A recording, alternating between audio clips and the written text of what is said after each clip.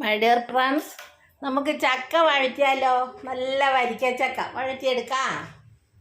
ആദ്യം ചക്ക വെട്ടിയെടുത്ത് അരിഞ്ഞെടുക്കുക. കണ്ടോ? അരിഞ്ഞെടുത്തിട്ട് നമുക്കത് വഴറ്റിയെടുക്കാം. നമുക്ക് അടുപ്പിൽ വെച്ച് വഴറ്റിയെടുക്കാം. അപ്പോഴത്തേക്ക് എൻ്റെ ചാനലൊന്ന് ലൈക്കും സബ്സ്ക്രൈബും ചെയ്യുക. ശോശാമ്മ കിച്ചൺ. നമുക്ക് അടുപ്പിൽ വെച്ചു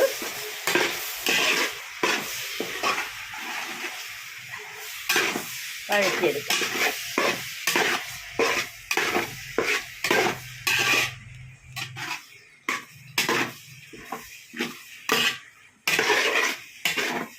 അതിൻ്റെ പുക ആവി കൊണ്ട് ഇത് കാണുന്നില്ല ചെടിക്ക്.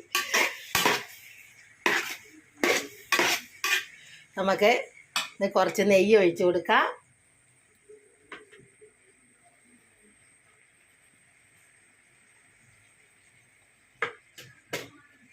കുറച്ച് ഏലക്കായും ജീരകവും ചുക്കുപൊടി എല്ലാം കൂടി ഇട്ട് കൊടുക്കാം.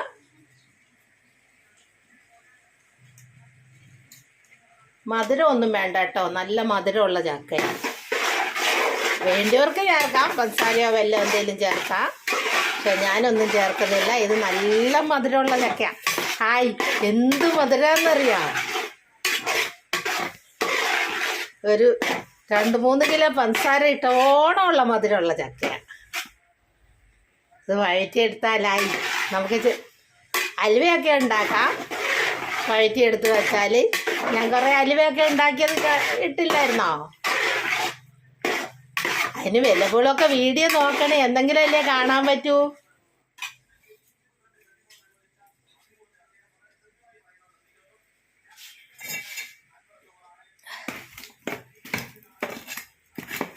അടുപ്പിൽ വെച്ചിട്ട് നല്ലപോലെ വഴറ്റി നല്ല ഇതിൽ പാത്രത്തിലൊക്കെ ഇട്ട് വെച്ചാൽ എത്ര വർഷം വേണേലും അത് അവിടെ ഇരുന്നോളൂ.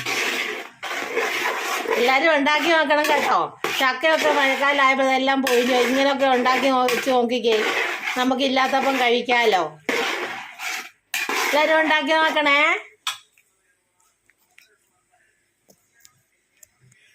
അപ്പോഴത്തേക്ക് എൻ്റെ ചാനലൊന്ന് ലൈക്കും സബ്സ്ക്രൈബും ചെയ്യാൻ മറക്കണ്ട.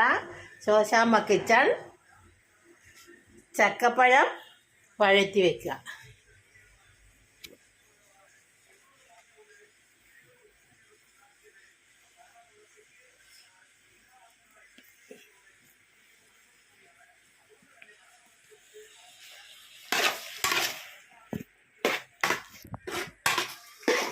ചക്ക വഴറ്റി വെക്കുക.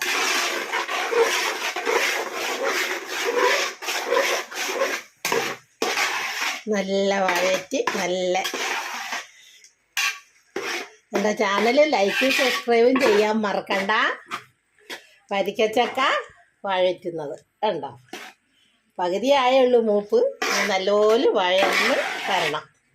അപ്പോഴത്തേക്ക് എൻ്റെ ചാനലൊന്ന് ലൈക്കും സബ്സ്ക്രൈബും ചെയ്യുക. വരിക്കച്ചക്ക വഴറ്റി വെക്കുന്നത്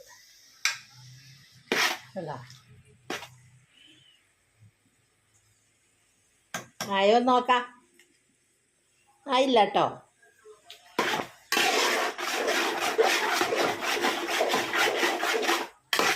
വരിക്കച്ചക്ക വഴറ്റിയത് എന്ത് മധുരാന്നറിയാം. ഇത് വഴറ്റിയിട്ട് ഇച്ചിരി തിന്ന് നോക്കിക്കാൻ. ലൈക്കും സബ്സ്ക്രൈബും ചെയ്യാൻ മറക്കണ്ട. വരിക്കച്ചക്ക വഴറ്റിയത്.